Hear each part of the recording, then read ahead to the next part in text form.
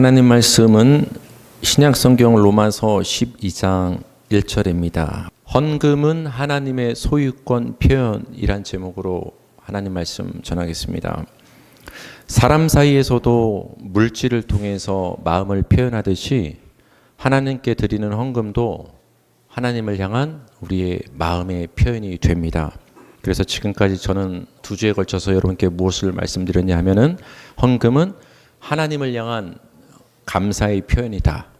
그리고 또 헌금은 하나님을 향한 우리의 믿음과 헌신의 표현이 된다라는 것을 여러분께 말씀을 드렸습니다.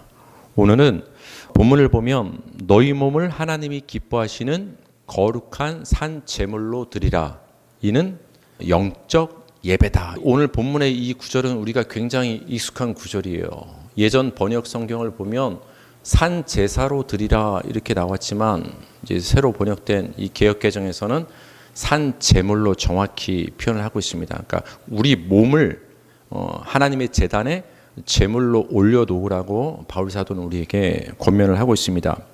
이 익숙한 구절을 통해서 헌금이 가진 또 다른 중요한 의미를 여러분께 말씀드리길 원합니다. 여러분, 구약의 제사는 짐승을 잡아서 한마디로 죽여서 하나님께 드렸습니다. 그런데 바울은 그 구약의 제사를 조금 바꿔서 얘기를 합니다. 이제 짐승을 드리는 게 아니라 뭘 드려라? 너희 몸을, 나를, 우리를 하나님께 드려라. 근데 구약의 제사는 어땠습니까? 죽여서. 근데 오늘 바울이 말하는 제사는 산채로 드려라. 좀 구약의 제사의 형식을 빌어서 바울이 권면하고 있지만 구약과는 완전히 달라진 모습으로 지금 제사를 얘기하고 있습니다. 다시 한번 읽어볼게요. 로마서 12장 1절 시작. 그러므로 형제들아 내가 하나님의 모든 자비하심으로 너희를 권하노니 너희 몸을 하나님이 기뻐하시는 거룩한 산 제물로 드리라. 이는 너희가 드릴 영적 예배니라. 우리 몸을 드리라고 지금 얘기하고 있어요. 몸을 드리라. 여러분 뒤에 보면 이는 우리가 마땅히 드려야 될 무슨 예배다? 영적 예배다. 이 뒤에 나오는 영적이란 말과 연관을 시켜본다면 아니 하나님은 우리에게 몸을 드리라고 하기보다는 마음을 드리라고 말하는 게 좀 어울리지 않는가? 아니면 우리의 영혼을 하나님께 전심으로 드리라고 하는 게 뒤에 나오는 영적 예배라는 단어와 조금 어울려 보이지 않는가라고 생각할 수 있는데 사도 바울은 우리 몸을 하나님께 드리라고 얘기를 하고 있습니다. 왜 몸을 드리라고 했을까요? 왜 몸을? 우리 마음을 드리라고 얘기하면 될 텐데 왜 우리의 몸을? 우리의 몸은 어디에 존재를 하죠? 이 시간 속에서 2026년 2월 2일 11시 15분이란 이 시간 속에서 지금 현재는 우리는 제한적으로 존재하고 있어요. 그리고 서울 서대문구 홍은동이라는 이 물리적인 장소 안에 갇혀서 우리는 존재해요. 그러니까 몸이라는 것은 시간과 공간 안에서 존재하는 우리 자체를 의미하는 거예요. 단순히 이 썩어 없어질 이 육신만을 가리켜서 성경에서 몸이라고 얘기하는 것이 아니라 이 몸은 우리 인간 자체를 말하는 거예요. 그 몸 안에는 영도 있고 정신도 있는 것이겠죠. 그러니까 하나님께서 우리에게 너희 몸을 바쳐라 이 말은 단순히 우리의 육신만을 하나님께 바쳐라 이런 단순한 의미가 아니라 너희의 몸과 마음과 삶 전체를 다 하나님께 바쳐라요. 몸을 바치라는 건 뭐예요? 여러분의 모든 것, 여러분의 삶 전체를 하나님께 바치라는 의미가 됩니다. 그런데 여러분, 여러분의 몸을, 여러분의 삶 전체를 하나님께 제물로 드리되 그것을 산채로 드리라고 지금 말씀을 합니다. 산제물로. 다시 한번 읽어볼게요. 로마서 12장 1절. 그러므로 형제들아 내가 하나님의 모든 자비하심으로 너희를 권하노니 너희 몸을 하나님이 기뻐하시는 거룩한 산 제물로 드리라. 이는 너희가 드릴 영적 예배니라. 산. 제가 이제 몸을 제물로 드리는 얘기를 했는데 거기다 하나를 더 추가시켜서 우리의 몸을 하나님께 제물로 드리되 죽은 채로 드리는 것이 아니라 산채로. 왜 이 표현을 썼을까요, 여러분? 구약의 제사는 짐승을 가져왔으면 그거 죽여서 드리는 거예요. 죽여서 한번 드리면 그건 끝이에요. 죽었으니까. 죽어서 바쳤으니까 이제 그 제물로 끝나는 거예요. 근데 우리 몸을 우리 전체를 산제물로 드린다는 것은 살아있으니까 여러분 내일도 살아있습니다. 모레도 살아있습니다. 오늘도 살아있습니다. 어제도 살았습니다. 우리는 매일매일 살아 존재하는 거예요. 그게 살아있다라는 거예요. 그러니까 산 제물을 드리라는 것은 한 번만 일시적으로 하나님께 너희를 드리라, 너희 삶을 한 번만 헌신하라, 이 의미가 아니라 매일매일 하나님께 너희를 드려라 이 말이에요. 그게 산 제물을 드리라, 너희를 산 제물로 드리라는 권면에 담긴 의미가 됩니다. 근데 한 가지가 더 덧붙여집니다. 한번 로마서 12장 1절 다시 한번 읽어볼게요. 시작. 그러므로 형제들아 내가 하나님의 모든 자비하심으로 너희를 권하노니 너희 몸을 하나님이 기뻐하시는 거룩한 산 제물로 드리라. 이는 너희가 드릴 영적 예배니라. 이번에는 산 제물 앞에 한 글자가 더 붙었습니다. 어떤 산 제물로? 거룩한. 여러분, 거룩하다는 말은 구별되어서 하나님께 속했다는 의미가 되는 거예요. 여러분, 오늘이 거룩한 주일인 줄 믿습니다. 왜 거룩한 주일이에요? 하나님이 우리에게 허락하신 7날 중에서 이 하루를 구별하여 우리가 하나님께 드리기 때문에, 구별됐기 때문에 거룩한 주일인 거예요. 뭐 주일날은 TV도 보지 말고 오락도 하지 말고 아무것도 하지 마, 그냥 교회 안에서 하루 종일 있어, 딴 생각하지 마, 이것만이 거룩이 아니에요. 여러분, 그런 표면적인 게 거룩이 아니라 복 주시기 위해서 하나님께서 7날 중에서 오늘 하루를 구별하셨기 때문에 구별됐다는 의미에서 거룩한 날이 되는 거예요. 여러분은 하나님의 거룩한 백성, 성도가 되는 줄 믿습니다. 여러분이 왜 성도입니까? 구별됐기 때문에, 세상으로부터 하나님의 부르심을 받아서 구별되었기 때문에 여러분을 거룩하다 칭하는 거예요. 아직은 조금 부족할지라도, 아직은 연약할지라도, 완벽하지 않은 인간이라 할지라도 하나님이 여러분을 구별해냈기 때문에 그것을 가리켜서 거룩한 백성, 성도라 말하는 거예요. 구별하여 하나님께 속하는 것을 거룩하다 말하는 거예요. 근데 오늘 표현에 보면 뭐라고 말합니까? 너희 몸을, 여러분의 매일매일의 삶을, 여러분의 모든 것을 하나님께 구별된 산 제물로 드리라고 지금 바울은 우리에게 권면을 하고 있습니다. 그래서 여러분, 구약 제사에 있어서 짐승을 구별하여서 하나님께 가져왔다는 것은 이제 이 짐승은 내게 아닙니다, 이 소리예요. 하나님께 바쳐지는 이 제물은 이제 우리들로부터 구별되어 하나님께 속했습니다. 쉽게 말하면 하나님의 소유입니다가 제사예요. 하나님의 소유권을 인정하는 게 제사예요. 근데 오늘날 이 바울이 말하는 제사는 짐승에서 뭘로 바뀌었죠? 여러분이 제물이 되는 거예요. 여러분의 삶 자체가, 우리의 모든 것이, 여러분 물질 얘기를 제가 지금 하는 게 아니에요. 여러분의 모든 것을 하나님은 받길 원하시는데 그 여러분의 그 모든 그 몸과 삶과 그 전체 자체가 하나님께 구별되어 드려진 제물이 된다. 그 말은 돌려 말하면 이제 여러분은 하나님의 것이다. 하나님의 소유다. 나는 내게 아니다. 사나 죽으나 이제는 내가 내 것이 아니라 하나님의 소유가 됐다. 이것을 제물을 통해서, 제사를 통해서 표현을 하는 거예요. 그것을 지금 우리는 뭘 통해서 표현합니까? 예배를 통해 표현하는 거예요. 하나님, 이 거룩한 주일에 내가 지금 하나님의 앞에 나와서 지금 예배를 드리고 있습니다. 나는 내 것이 아니라 하나님의 것임을 찬송을 통해서, 기도를 통해서, 말씀을 통해서, 예배를 통해서 고백합니다. 이 믿음의 고백을 받아주십시오. 이게 예배가 되는 거예요. 이게 예배가. 따라서 여러분의 몸을, 우리의 삶 전체를 거룩한 산제물로 하나님께 드린다는 이 말은 하나님의 소유권과 상관이 있는 말입니다. 우리 레위기 20장 26절 읽겠습니다. 시작. 너희는 나에게 거룩할지어다. 이는 나 여호와가 거룩하고 내가 또 너희를 나의 소유로 삼으려고 너희를 만민 중에서 구별하였음이라. 하나님은 거룩한 하나님인 줄 믿으시기 바랍니다. 왜 거룩합니까?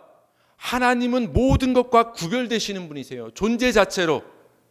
피조물과는, 우리와는 구별되시는 분, 존재 자체로, 능력에 있어서, 인격에 있어서, 모든 면에 있어서 하나님은 다르신 구별된 분이세요. 그래서 거룩한 하나님이세요. 근데 그 거룩한 하나님이 여러분을 구별해 내신 거예요.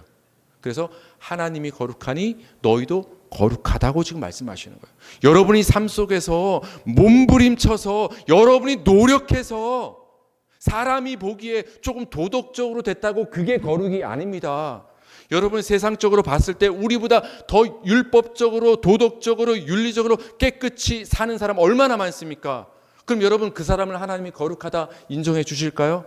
그렇지 않습니다. 그렇지 않아요. 하나님이 말씀하시는 거룩은 하나님의 소유가 되었을 때 하나님의 구별됨을 받았을 때 그것을 거룩하다 얘기하는 거예요. 하나님이 여러분을 만민 중에서 구별했습니다. 왜? 하나님의 소유로 삼으시려고. 그래서 여러분 구별해서 하나님께 드려졌다라는 것은 이제부터는 하나님 거구나. 하나님의 소유가 됐구나. 그 하나님의 소유권과 상관이 있음을 알 수가 있습니다. 이처럼 여러분의 삶을, 여러분의 몸을, 여러분의 모든 것을 하나님께 거룩한 산제물로 드린다는 것은 여러분 존재 자체가, 여러분의 삶 전체가 하나님의 것임을 인정하는, 하나님의 소유권을 인정하는 것이 됩니다. 이어서 바울은 이렇게 얘기를 합니다. 예배와 좀 연결을 시킵니다. 우리 로마서 12장 1절 볼까요? 시작. 그러므로 형제들아 내가 하나님의 모든 자비하심으로 너희를 권하노니 너희 몸을 하나님이 기뻐하시는 거룩한 산 제물로 드리라. 이는 너희가 드릴 영적 예배니라. 우리의 몸을, 다시 말하면 여러분의 모든 것을 하나님께 드림으로 하나님의 소유권을 인정하는 얘기를 한 바울은 이어서 이 소유권 얘기를 예배와 연결을 시킵니다. 예배를. 지금 우리 예배 드리고 있잖아요. 여러분 예배가 뭡니까? 예배는 하나님을 쉽게 말하면 경배하는 거예요. 하나님을 경배하고 찬양하는 게 예배입니다. 근데 이 예배는 우리가 주일날 정해진 시간 정해진 장소에 와서 사도신경하고 말씀 듣고 찬송하고 이런 정해진 형식에 맞춰서 우리는 보통 이 예배를 떠올립니다. 예배라고 하면. 근데 바울은 그런 형식과 상관없는 예배를 지금 얘기를 하는데 하나님의 소유권과 예배를 연결시켜서 얘기를 하고 있습니다. 그러니까 여러분 하나님께 너희의 삶을 온전히 다 드리는 것, 너희가 너희 자신의 것이 아니라 하나님의 것임을 인정하는 것, 하나님의 소유권을 인정하는 그 신앙의 믿음의 고백이 바로 뭐가 된다? 예배가 되는 거예요. 그러니까 예배당에 와서 순서에 맞춰서 드리는 것만 예배가 아니라 여러분의 가정생활을 해도 직장생활을 해도 사업을 해도 돈을 벌어도 인생을 하루하루 살아가도 그 매일매일의 삶을 통해서 이 모든 것, 내 삶은 하나님의 것입니다. 내 맘대로 할 수 없습니다. 내 삶은 하나님께 속했습니다. 하나님 내 삶의 주인이 되어 주십시오. 하나님께 모든 주권을 하나님께 온전히 내어드리는 것, 그게 예배가 된다라는 거예요. 주일날 한두 시간 나와서 드리는 것이 이것만 예배가 아니라 여러분의 매일의 삶을 통해서 하나님의 주권과 나를 향한 하나님의 소유권을 인정하는 것, 그것이 삶의 현장에 있어서의 예배가 된다는 것입니다. 이렇게 하나님의 소유권을 인정할 때 우리는 기쁨으로 헌금할 수 있는 거예요. 내 거라는 생각이 들면 헌금할 수 없습니다, 여러분. 내 건데, 너무 아까운데, 근데 하나님이 잠시 나에게 맡겼다고 생각을 하고 하나님의 소유권을 인정하고 내 모든 몸과 삶이 하나님께 드려진 재물, 다시 말하면 하나님의 소유임을 정말 깨닫고 인정되면 하나님 거니까 하나님께 자원하는 마음으로 기쁘게 때로는 헌금할 수가 있다라는 거예요. 그래서 우리가 헌금을 생각할 때는 단순히 드리는 것이 중요한 것이 아니라 하나님의 소유권을 깨달아서 인정하는 것이 선행 과제임을 우리는 알 필요가 있습니다. 가나안에 정착한 이스라엘 민족이 처음 성전을 세운 것이 솔로몬 왕 때입니다. 그래서 솔로몬 왕 때 성전을 세웠는데 그 아버지 다윗 왕이 성전을 세우기를 원했지만 하나님은 그 아들에게 허락하셨습니다. 그 대신 그 아버지 다윗 왕이 내 아들이 아직 어리니까 나중에 성전 건축이라는 큰 일을 하기 위해서는 많은 계획과 물질이 필요하다. 그래서 그 아버지 다윗 왕 때에 국가 예산이나 뭐 이런 재정을 동원해서 하나님의 성전 건축을 미리 준비를 철저하게 해놨습니다. 그래서 솔로몬 때 성전 건축을 무리 없이 잘 진행하게 됩니다. 근데 이 다윗 왕이 왕으로서 국가 재정을 잘 예산을 운영해서 성전 건축을 준비한 것뿐만 아니라 역대상 성경을 보면 내가 너무 하나님을 사랑하고 기쁘기 때문에 자원하는 마음으로 국고의 재산뿐만 아니라 내 사유 재산도 하나님께 드리길 원합니다. 그래서 성전 건축을 위해서 다윗 왕이 자원하여 기쁜 마음으로 굉장히 많은 재물을 하나님께 헌금으로 바치게 됩니다. 이 모습을 지켜본 백부장, 천부장, 장로들, 지도자, 사관, 관리 모든 지도자급 되는 사람들도 자원하여 기쁨으로 성전 건축 헌금을 드렸다고 나옵니다. 이걸 누가 받겠죠, 여러분? 백성들이 받습니다. 그래서 백성들도 다 자원하여 기쁨으로 그 성전 건축에 동참을 하게 됩니다. 다윗 왕이 말하는 거예요. 아니 하나님, 우리가 이렇게 굉장한 물질이 들어가는 이 성전 건축을 하는데 돈이 하나도 안 모자랐습니다.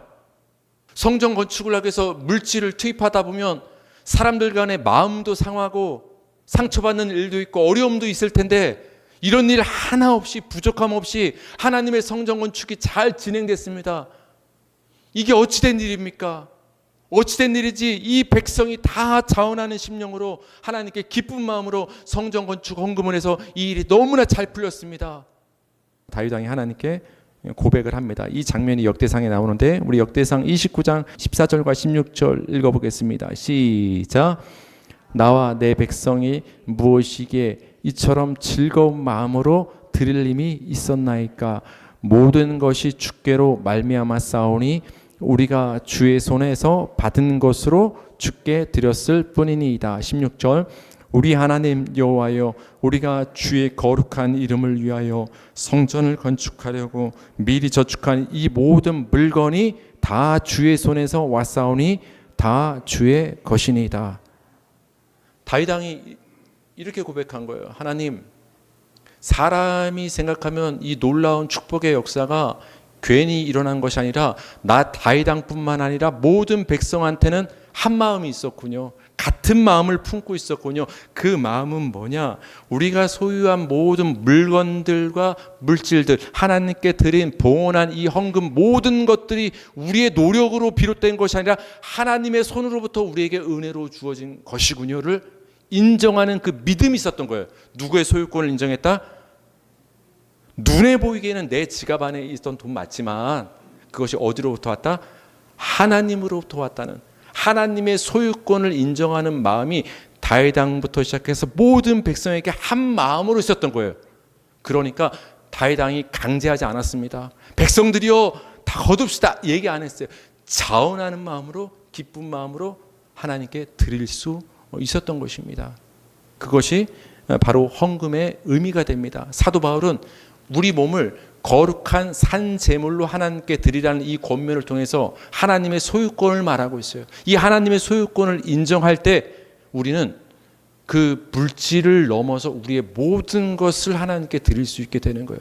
그것을 하나님 우리에게 믿음의 요구를 하고 있습니다. 우리 로마서 12장 1절 다시 한번 우리 마지막으로 읽어보겠습니다. 시작. 그러므로 형제들아, 내가 하나님의 모든 자비하심으로 너희를 권하노니 너희 몸을 하나님이 기뻐하시는 거룩한 산 제물로 드리라. 이는 너희가 드릴 영적 예배니라. 제가 결론적으로 여러분께 말씀드리고 싶은 것은 그러므로를 말씀드리고 싶어요.